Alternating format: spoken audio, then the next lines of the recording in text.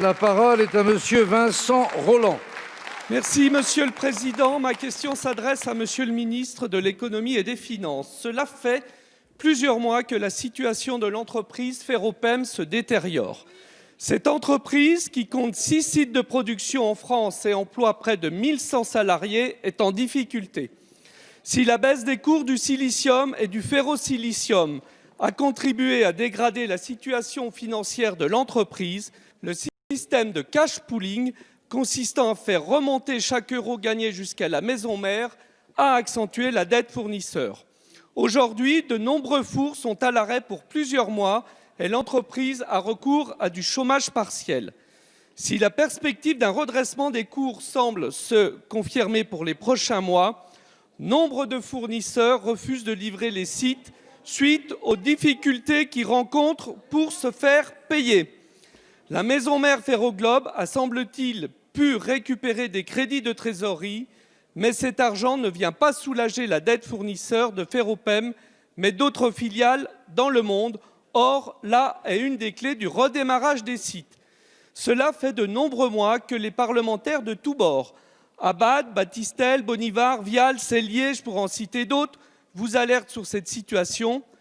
Et nous avons d'ailleurs été reçus avec les salariés par le délégué interministériel aux restructurations industrielles. Néanmoins, la situation reste critique. La France ne peut pas se passer de son industrie électro-intensive, opérant souvent dans des secteurs stratégiques. Aussi, ma question est la suivante. Quels moyens comptez-vous utiliser pour exiger de Ferroglobe une prise en considération de la situation de Ferropem et quel dispositif d'État entendez-vous mettre en œuvre pour sauver l'entreprise? Merci, cher collègue. La parole est à Madame Agnès Pannier-Runacher, secrétaire d'État auprès du ministre de l'Économie et des Finances.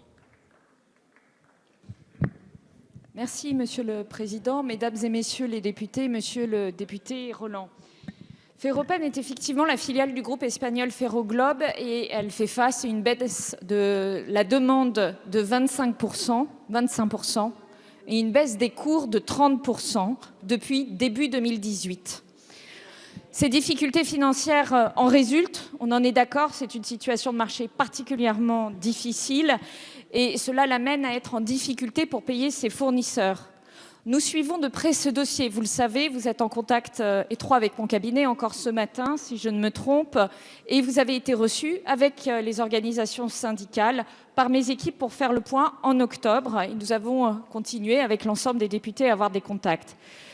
Vous le savez, nous avons activé des leviers financiers pour soulager la trésorerie de la société en activant avec le ministère du Travail le dispositif de chômage partiel. Donc c'est nous qui le finançons dans la plupart des sites. Nous serons également au rendez-vous pour payer au plus tard les sommes relatives à la compensation carbone pour 2020. Mais je vais être très nette, et d'ailleurs vous le dites dans votre propos, pour appeler le groupe Ferroglobe à ses responsabilités. C'est un groupe espagnol, c'est sa responsabilité de soutenir sa filiale et ses différents sites. Nous serons très nets avec eux.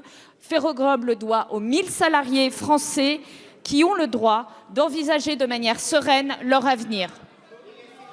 Merci.